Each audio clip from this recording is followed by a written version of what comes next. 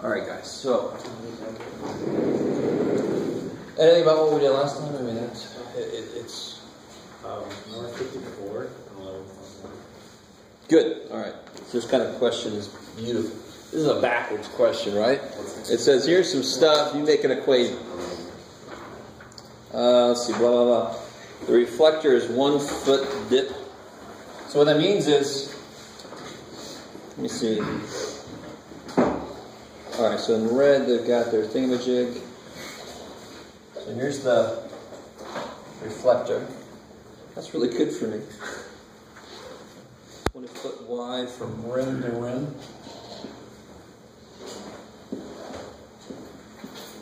And it's 1 foot deep. So if I take this out like this, this is what they mean by 1 foot deep.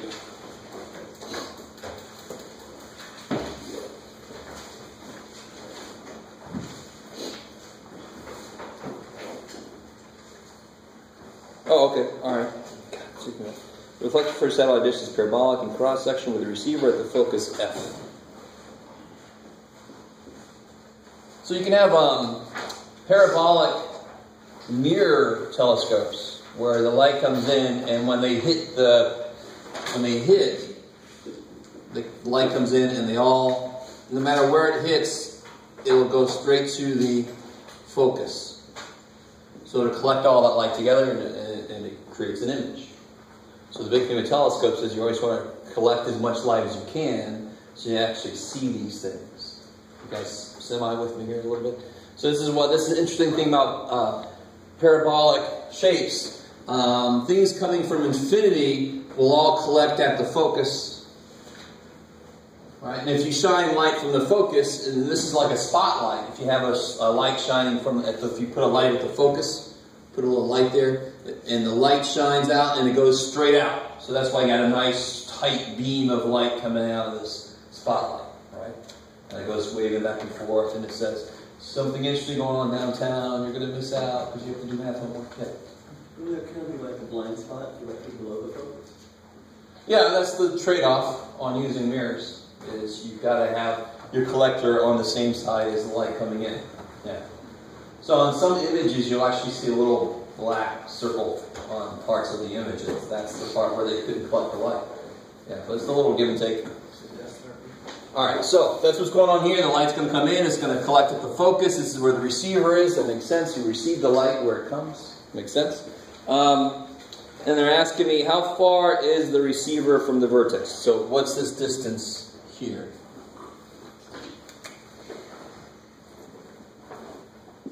And here's the vertex.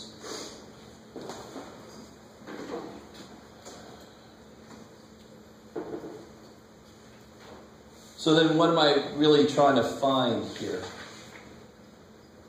What is this in general for a parabola? What's the letter? Huh?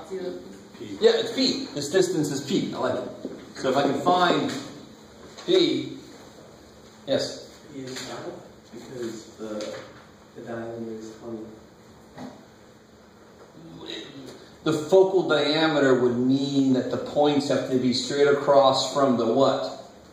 Well, why do we call it what we call it? We call it the focal diameter because it has to be from the focus. Is this at the focus? No. No. So if I knew how wide it was at the focus, then you're right. I could divide by 4 and get P. You guys, so not a bad idea, but unfortunately they didn't draw it that way. Those dorks, so we can't do that. It's too bad for us. Who asked this question again? What have you tried? I didn't know. Yeah, I kind of looked at it. Well, I mean, so what else do we know? Here's the thing about using math on objects, real objects. I can orient my coordinate system any way I want to. So what the hell do I mean by that? I can make the origin anything I want it to be, as long as everything else is based off of that choice. I don't know if you guys are really with me here or not. So this is not an equation graphed. This is a real object that we're trying to create an equation for in a way. If I find P, I know its equation, right? So we're trying to create its equation. So where do I put the coordinate system? Normally I start with the coordinate system and then I plot points. Well, now I can put my coordinate system wherever the hell I want to. I can put it like this and put the 0, 0 there. Well, no, that's bullshit. Where would I want the 0, 0? Where do I want the origin to be? Beautiful. That's an awesome idea. Why didn't I think of that? So the origin, I'm going to put, this is the point 0, 0. So what point is this? That's on the graph here, right? What point is that? It's 1. Good. 10, 1. Kick ass. And what point's that? Negative 10. Negative 10, 1. It's crazy. What's this thing? Sorry. And what do you know this equation looks like? What's the equation look like? It's like x squared. X squared equals 4py. You don't know p, but you do know x and y. Now, of course, this point would suck to use. If I put 0, 0 in, it's true, right? Can you tell me what p is? No. So maybe you don't use that point to do what I just said. And now I've said too much. If you didn't pick up on it, too damn bad. Hopefully you'll get it. I've given you exactly how to get the answer, so I'll let you guys think about it. That's the trick, is to realize that the depth they give you, once you identify this as the origin, and it really doesn't matter. You can put the origin anywhere you want to. Putting it here makes everything easier. So I've effectively put a coordinate system on top of my physical object like that. Then I can identify where that is, which relates to what the equation would be.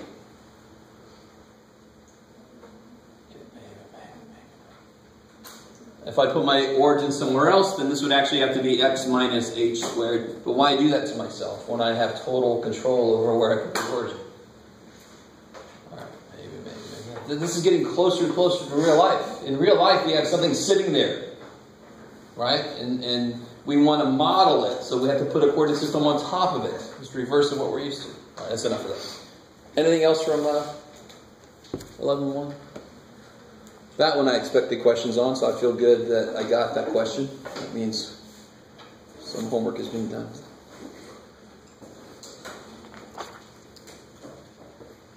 Okay. And I think, did I assign 56 also? Yeah. Good. So once you do 54, it should help you a lot with 56. It's not exactly the same idea, but it's close enough. All right. So if there's no other questions, I want to focus today on ellipses and then talk a little bit about hyperbolas. And just to point out something in general about this chapter, 11.1, 11.2, and 11.3 all are centered at 0, 0. And then they put 11.4 is shifted conics. They just put all the shifted stuff. So the handout I gave you is very general. It says the center is HK. For 11.1, 11.2, 11.3, the center is going to be, or vertex for Fractional, is going to be 0, 0. It's going to, this math is much more simplified. Yes, Siri. That's right. I'll get over it. You guys with me? All right, so 11.4 is where things get more interesting, but let's talk about ellipses. And something else, too. I can't remember how I set up that handout now, but it's right there, Jeff, but I don't want to look at it. A and B. A and B don't mean shit as to which one you call A and B. When you use the Pythagorean theorem, does it matter what you call A, what you call B? No. So I'm going to desperately... Now, whenever you have an equation set up in general where you just want to put parameters, A and B, you don't want to put numbers in there. You want to be very general. Then you've got to pick a way to do things. And it makes it sound like it's going to be so much harder than it really is. If A is with X, it's related to the X direction. If B is with Y, it's related to the Y direction, and vice versa. Right? So this is the way I'm going to try to teach it to you guys. If you look at the general equation, it's going to look one way. If you just think about what makes sense, it's going to be much easier. Right? That's my hope. So ellipses are almost too easy to believe, to trust. And what we do to take care of the problem we saw yesterday. So let me remind you of the problem we saw yesterday, the kind of problem we saw.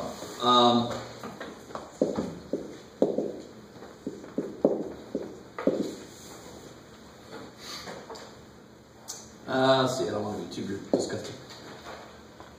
Put a 36 there for a second. So what tells you that this is not a circle? Coefficients are different. I love it. So this is the thing we brought up yesterday. But here's the thing I want to kind of take care of, and also on the way I want to make a more generic, general form for an ellipse. Which direction is actually going to be longer? I don't know if you guys remember. Yes, cool. The y direction is going to be longer. Because if that's 0, y can be bigger because it's only multiplied by 4, right? Whereas this one, if it's multiplied by 9, now x can only go, now it can only go up to 4, to 2 and negative 2. Let me do this again. If x is 0, what's the biggest y could be? Not 9, that's the biggest y squared could be. What's the biggest y could be? 3. And what's the smallest? Negative 3. 2 and negative 2, right? Because it'd have to be multiplied by 4 to get 36, you with me? So that's why it's bigger in the y direction. So here's what we do. We get it equal to 1. Because let me just show you what happens. How do I make this equal to 1? What do I do? Divide by 36, okay. And what that ends up doing is kind of kick-ass.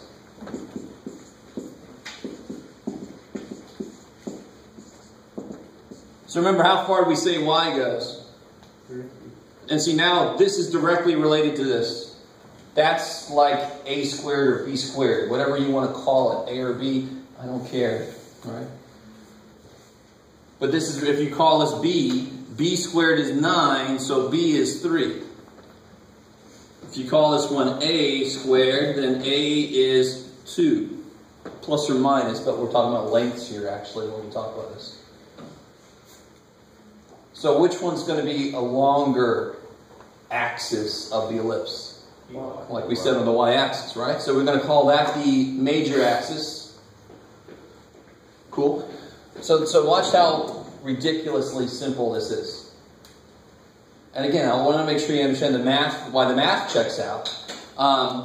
Like we said, the biggest y could be is 3, and the smallest is negative 3. Right? And the biggest x could be is 2, and the smallest is negative 2. And that's really that's basically all you need. Right? You can get some more points, but you're going to have to approximate where they are anyway. You can draw Stewie lying down on his side here. Got a little dent in his head there, right? Woohoo! So the other point to make here is, now is everybody cool with that? I mean, that's almost too simple. It's like, okay. Some of the terminology we use is this distance 3 is called a semi-major axis length. Alright, that's crazy. Why is it semi? Because it's half of it. Why is it major? Because the other one's going to be minor. I like it. So this is the semi-minor axis length. Whoop-de-doo. The words don't really bother me that much. They could have been almost anything. What matters is you know how to translate that into a picture. Now, one last thing we got to do here, and before I get too far, I got to step back a little bit. I wanted to connect this with what we did yesterday, but now I want to make it a little more formalized. We're not going to do the whole derivation, but just to tell you the definition. And actually, there's some decent animations and stuff. They have this on page 733 with the idea of the pencil going around. So the idea of an ellipse is there's more than one focus. There's 2 foci. And remember what kept this contained was this idea of the addition, right? Whereas the hyperbola had a subtraction, so it was not contained. It can go crazy big. Okay, but the addition actually makes it contained. We saw that example yesterday. Where'd it go? So at the bottom of page 732, you can see the definition. So if I take any point on the ellipse, then the sum of these 2 distances has to be a constant.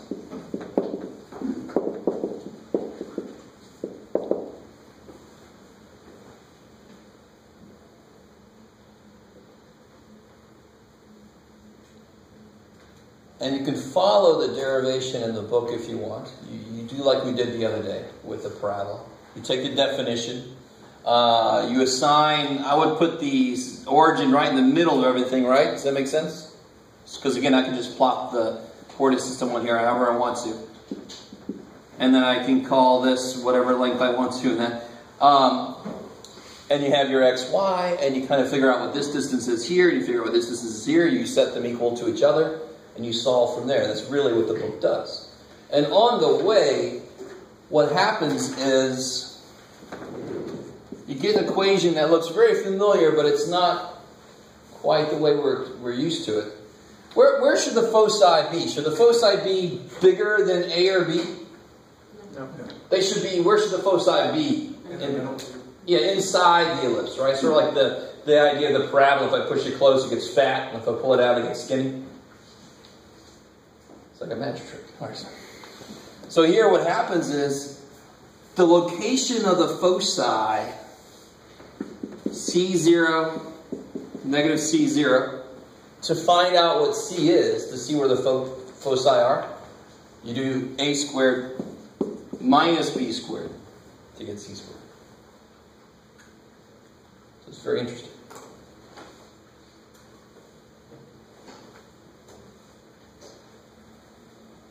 So if I hyperbolas, the nice thing is those foci are going to be on the outside. That'll be the C squared equals A squared plus B squared. So the only reason I want to say that is because if the equation has a plus in it, the focus equation is going to have a minus in it. If the equation has a minus in it, the focus equation is going to have a plus in it. It's awesomely easy to remember, which you must do. Cool. I like it. So let's figure out where the foci are for this problem here. And this is why... all right, here's a good example. You ready? It really doesn't matter what I call A and B. So officially, this is the equation. Since this is the official equation, the book tries to make A and B so that this always comes out right. But guess what? What am I always going to do? What am I always going to do? What am I always going to put first? The one that is bigger. It's crazy, right? So that's why in the general equation, they normally let A be the bigger one. But who really, really cares? There's 2 points to this. I'm not breaking any rules because it's just trying to generalize something that I can generalize in a different way for myself, right? I like it. So it really doesn't matter what you call A and B. So here, how am I going to figure out C squared? It will be 3. Careful. 9. B squared minus A squared. So C equals square root of 5. Cool. So it'll be, and where will the foci sit? Now be careful. Now the one I drew here was this way. So the foci sat on the x-axis. And it's always going to sit on the major axis. So here it's got to sit this way. So square root of 5 is I don't know, 2 point something. 2.2? Cool. So then one focus will be right there, and another focus will be right there.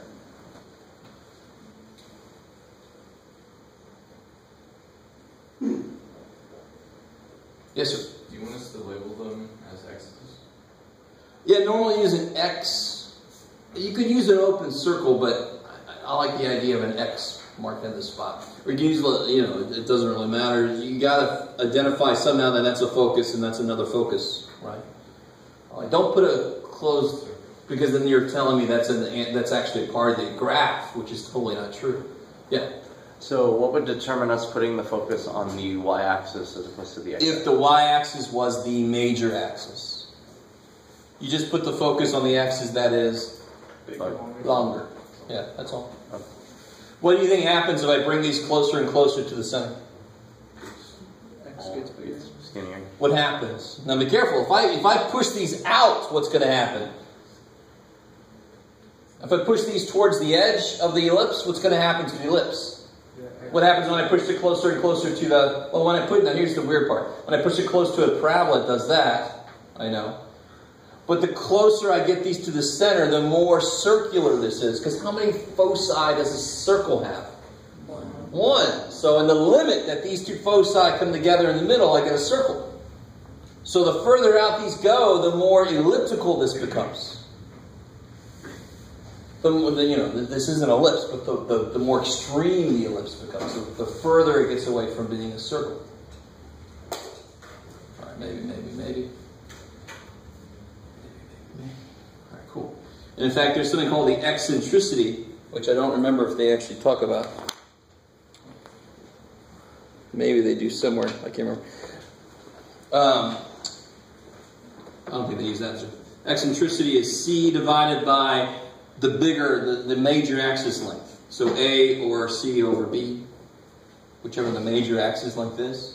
So in this case, an eccentricity, have you guys ever heard that word in terms of orbits of planets? The eccentricity of the orbit of a planet or of a comet? Oh, there you go. Exactly. All right. Maybe some video games that you play. They talk about eccentricity of orbits. And think about it. If the focus was in the center, what would C be? 0, right? So if the eccentricity is 0, that's perfectly circular, right? So what's the eccentricity for our little dude? It'll be square root of 5 divided by 3.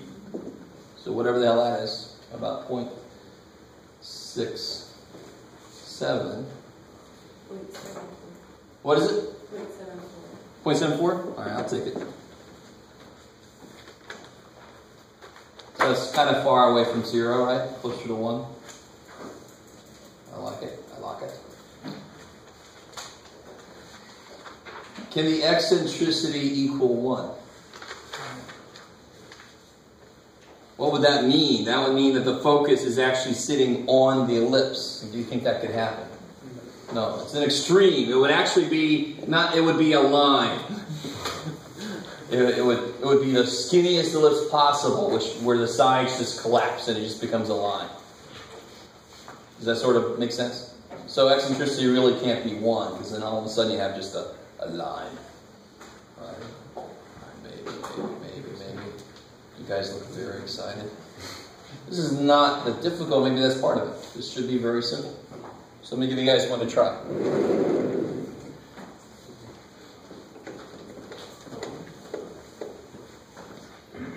So find semi-major and minor axis lengths. Find foci, eccentricity,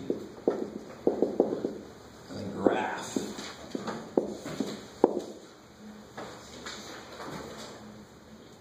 Do it, Jeff. You got it.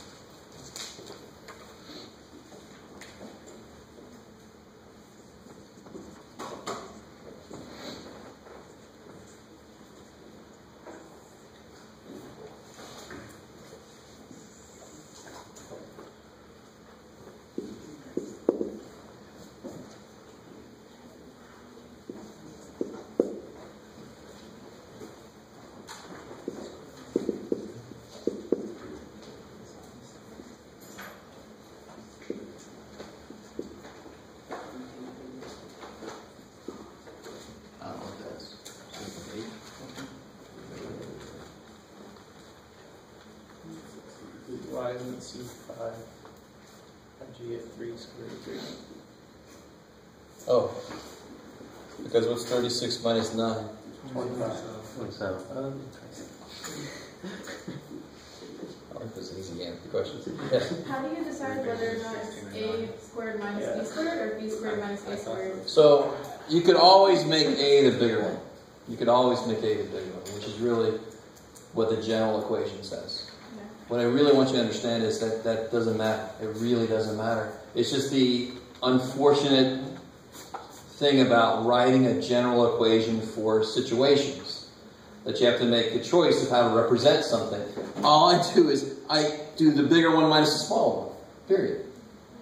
Right? So it's either you do that or you always call a the bigger one, so it's always the same equation. So whichever one makes you feel better. Yeah. For eccentricity, does it matter if you use C over A or C over B? Again, it's always C divided by the bigger one. Right? So if you make A the bigger one all the time, then it's always C divided by A. Cool. But again, I need you to understand that these equations are not things that are set in stone. They are giving you ideas of how to find something. So you can either always make A the bigger dude, which probably is a good idea, or you just realize what the idea is. The more important idea behind, instead of just the freaking equations, there's a more important idea behind it. All right, how do I graph this thing? So I've got to go how far in the x direction? 6, good. And in the y direction, I just got to go 3. Right, now this is really going to be Stewie's head.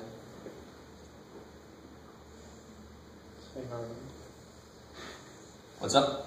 Hey, Arnold's head. Oh, Hey Arnold, okay. I don't know that one as well. I've heard of that. And then 3 times rad 3 is about what? 5.2. So then I got my 5.2. 5.2. Right? The closer that focus manages, those foci manage to get to the edge, the skinnier my ellipse becomes. The less circular it is. Eccentricity, is that about right? I don't know. 8.66 or 0.866. 0.866 is like 87. Okay. All right, let me think. What else do I have to do here? Is that all? Yeah, cool. I like it. Sweet. So that's not bad at all, right? That's crazy. So let me ask you this. How many of you guys have ever been to, it's either called like a whispering room or it's an elliptical room. I think somebody told me they have one in Balboa, probably in the Reuben, where you stand at the focus and you whisper something and your friend, if they're standing at the other focus, they can hear you perfectly well. Even if there's a lot of people in there talking. One in the kids' museum is the big thing. Kids Museum Yeah. in Balboa? Yeah. Is that right? I gotta go there. I've never actually been in one of these places. I'm like, I know the freaking math behind this shit. I want to stand at the freaking focus and say something. And, you know, it's weird. It's cool. So if you stand at one focus, and it's just the reflective property of, if you stand at one focus and you say something, the sound waves will always bounce and collect. Wherever they go, they will collect there at the other focus. It's crazy. And they have a picture of this in the book, you know, like this, but just better to understand what's going on. It's kind of neat. Right? And that's why they call it the focus. The focus is supposed to mean where things will collect. So the light, if you have a lens and you have a certain focal length, it's because if the light comes in from infinity, it will all collect at that focal length. So if you do any photography, you know all too well about that. All right, maybe. So to me, that's just cool. I want to experience that. Like, come on. So if this whispering room was made of mirrors and you brought a flashlight and shined it at the wall. There you go. You got it. Exactly. Yeah. Would it work if there was like a whole bunch of other sound surrounding? Or Totally. Yeah. Isn't it crazy? Because if you're not at the focus, if there's somebody right here having kind of a loud conversation, but you whisper something, their sound waves are going to go bouncing all over the place. They're not going to constructively interfere. Let me say this again. And again, you know, it's sort of like if I have a wave and then somebody else, how can I say this? I don't know how I can say it, Jeff. So if I'm like shaking out a carpet and somebody comes along to help me, if they don't go at the same frequency as me, it's not going to work well, right? But if they go by the same frequency, wow, wow, kind of we're going to both constructively interfere with each other. It's going to get bigger and bigger waves. So if you're not staying in the focus, your sound waves will not all gather there. They won't become stronger because of the amplifying effect of them all come in there. But if I whisper, every single little piece of my sound wave that kind of breaks off is all going to collect again. It's insane. I'm kind of thinking, because like we did do the thing, but it didn't really work for us. Either they marked the focus wrong, or maybe they moved the mirrors and it doesn't. But it's supposed to be the shape of the room. Well, they have like 2 on either end of the room instead of the outside. Oh, that sucks. It's not good enough. Yeah. All right, it's not good enough. That sucks for them. But in DC, I know there's the room itself is elliptically shaped. So if you stand at the foci, you can have a conversation with each other, no matter what. It's crazy, right? I can't really say that because I haven't observed it, but I've had other people observe it and they tell me it's true. But I got to someday go try that myself at a real one. Yeah. Anyway, even if you don't understand that, it's fine. That's just a nice real-world application. But there's the math. That's all you got to be able to do here, right? Okay, so let me show you a couple weird things with ellipses and see if you guys can figure out what to do with them.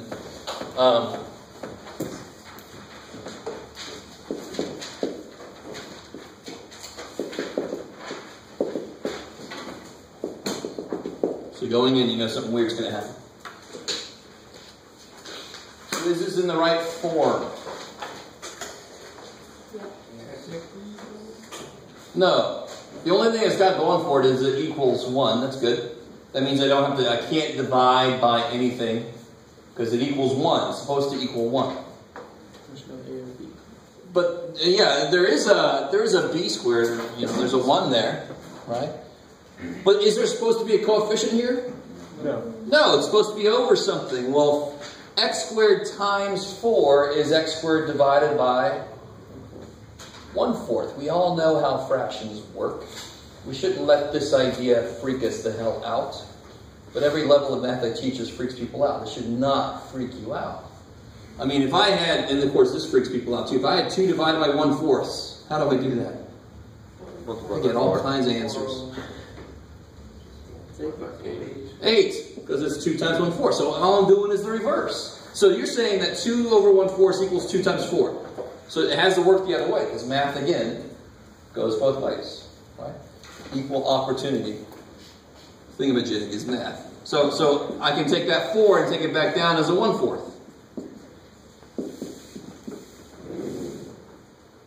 So let's get into the idea of using A as the bigger dude. So so A squared would be 1.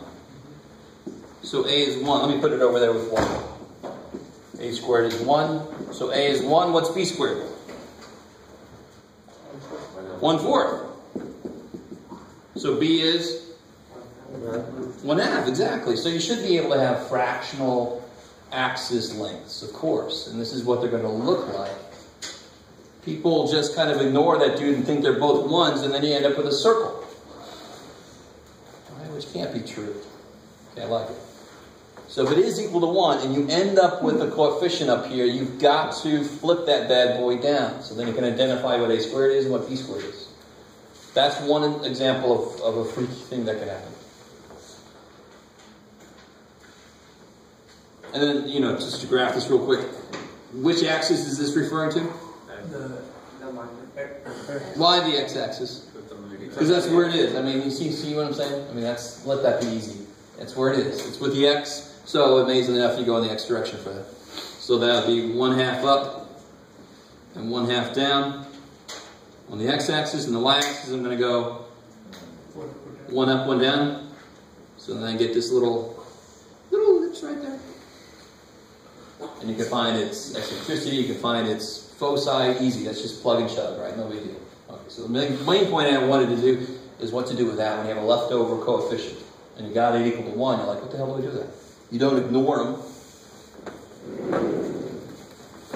And in the same way,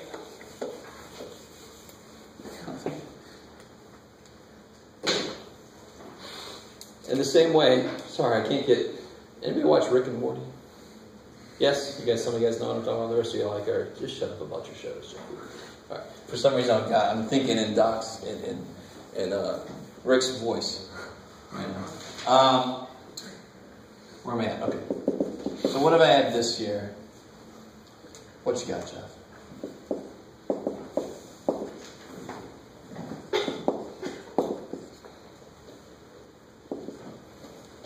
I like this one. It's awesome. Before you do anything with it, how do you know it's an ellipse? Different. Two things. Different coefficients. And there is a, I like that. It's very true. I like that. That's a good smart-ass answer. There's a plus sign, right? If it was a minus sign, we haven't officially fully talked about him yet, but it did say this. If it was a minus sign, it would be a hyperbola. I like it. Or an hyperbola, depending on which grammatical preference you have. So what do I have to do? No matter what else weirdness is going on. Divide by 9, because the official form has a 1 over there. Cool. So divide by 9, divide by 9, divide by 9. Alright, that's not what you could do there. Plus, I could reduce that. Alright, so now I got two weirdnesses going on here, right? What's the sortization of weirdness? Is it weird 9? Yeah, one of them is a coefficient like what we talked about. So the y piece is easy enough. How would I rewrite this? Y squared over 1/9. And then here I do the same thing really, but how does it get written? Good, 9 over 16. It just flips underneath that. I like that. So do not let these problems be that big of a deal. So which one's bigger? Alright, so let's call A would be what? A squared is 9/16, so A is 3/4, and B is 1/3. Cool. So in the x direction, I'm going to go out 3/4, in the y direction, I'm going to go out 1/3.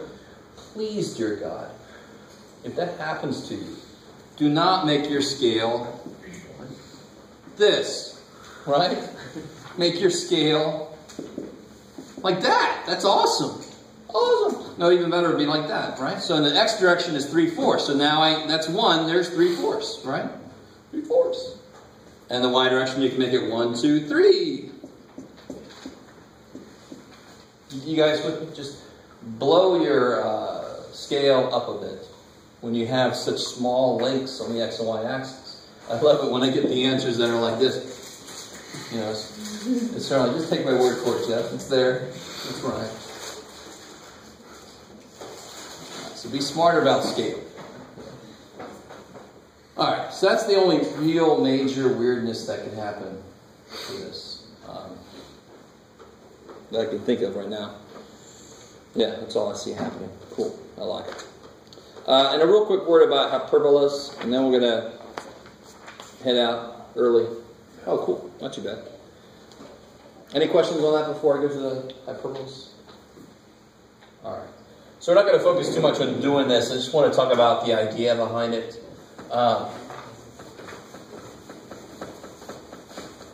So an ellipse was the distance from the sum of the distances from the foci to a point has to remain the same.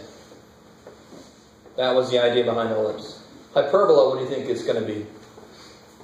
Considering what we talked about yesterday. The difference between the distances from the foci to a point has got to be the same. Cool. And that's on page 741. And they go through the whole derivation, and you get the same kind of C thing happen. But of course now, so for hyperbola,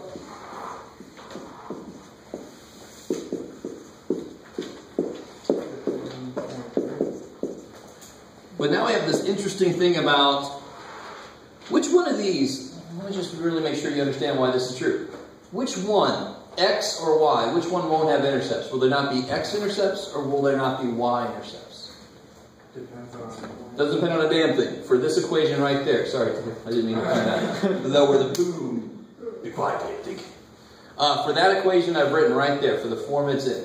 I don't care about A and B, I don't give a shit, they're just numbers, not zero. Which intercepts will not exist? Why? Why?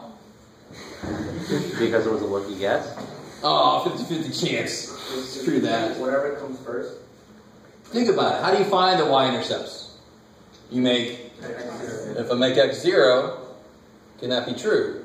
Can you get a real, you want to graph complex plane hyperbolas? It's squared, so no. If you want to, we can talk about it. You just freak the hell out of you. I don't want to. I'm going to get real answers to this. Do you guys see that? This will be, bring the negative 1 over, so ratio of squares equals negative. That can only have complex answers. There are no real y-intercepts then. So that's why this is going to look like, that's why I say this sits on the x-axis. That's what I mean when I say that, in case I say that, and I probably will again. It sits on the x-axis because it doesn't have any y-intercepts. So whichever letter is positive, is the positive term, when you get it into the right form, that's the axis it's going to sit on. And that's the exact reason why. So if this was y squared over a squared minus x squared over b squared equals 1, that would look like that. It's going to sit on the y-axis because it's the positive. It's the one that can actually have intercepts exist. For this case, x-intercepts could not exist. I like it. This is the point about you can memorize shit, or you can say, why does it make sense? And then I don't have to memorize it because it just freaking makes sense. Alright, so I just want to do a real quick, nice, clean, easy example, and then we'll focus on the harder ones next time. Because once you get the idea, it's really almost too simple to believe.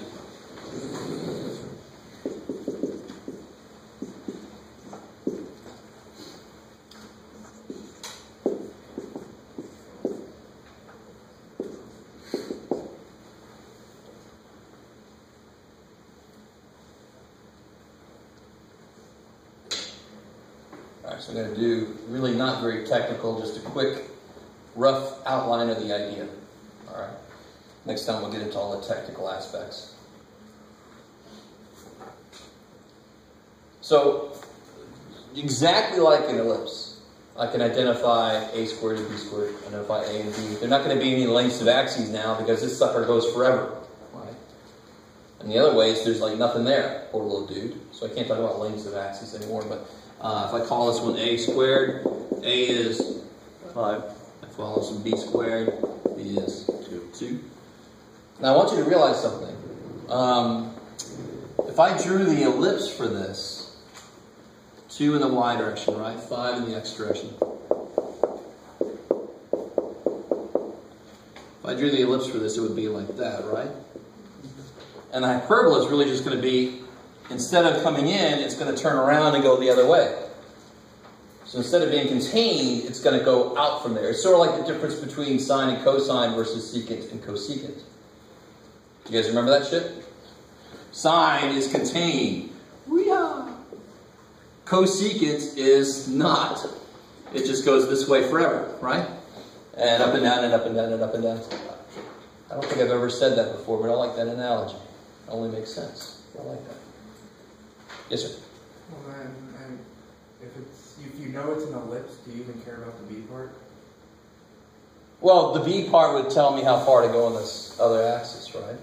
You see, I mean, you have to care about this because that's how I knew to go to 2 and negative 2 there. I don't know. Well, because if it's sitting on the x-axis, what? Oh, I see what you mean. I see what you mean. I'm with you. If it's a hyperbola, that's what do I care about the B part? I'll tell you why right now. You ready? Because I don't know if this is going to be a fat hyperbola or a skinny hyperbola. Somehow this other piece comes in to tell me that. And this is how it works. So what I do in general is, instead of drawing the ellipse, which really wouldn't help me figure out if it's fat or skinny, what I do instead is I draw a box. I'll screw with my scales. Alright. So I say, okay, here's my... What's up? You guys all right? Why did I put open circles there? Because there's not actually a point there. I know it sits on the x-axis, right? So be really careful. But I'm not going to take points off, but I'll say something mean. Not necessarily mean, but you never know what mood I'm in. Alright. So I drew my box. And here's what's really cool. Here's what's stupid awesome cool. Is you have these guides that go through the corners. They're actually asymptotes that go right through the corners here. Supposedly they're straight lines. So what they do for you, if it was on the y-axis, I would draw it in like that. But it's on the x-axis, so they kind of guide me as to how this thing is shaped.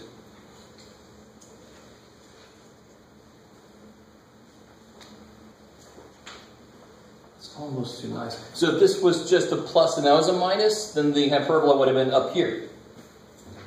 If this was a plus, then the ellipse would have been in here, right? I mean, it's really nice the way that these all kind of work together. I'll take your word for it, Jack. So what we'll do next time is talk more about these asymptotes, and then probably talk a little bit about if they're off-center, how to handle that for each case. If the center moves. And I'm thinking we'll probably have a quiz on Monday. Yeah. No, in chapter 13. No, get your comic section. All right.